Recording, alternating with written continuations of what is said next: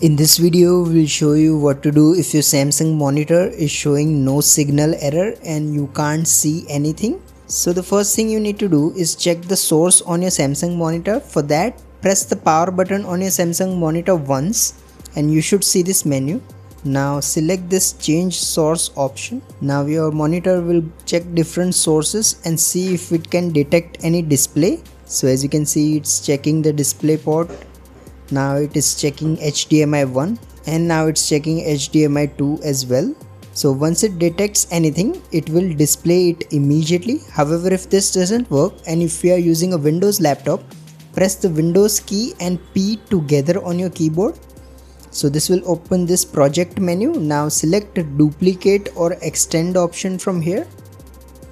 And your monitor should detect the Windows laptop that's connected.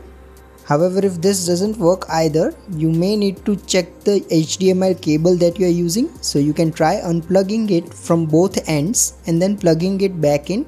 If you have multiple HDMI ports on your monitor or your laptop, try using them and see if that works. However, if that doesn't work either, you need to ensure that the cable itself is working. If not, you will need to replace it. If you find this video useful, please don't forget to like and subscribe to Glitch Guru.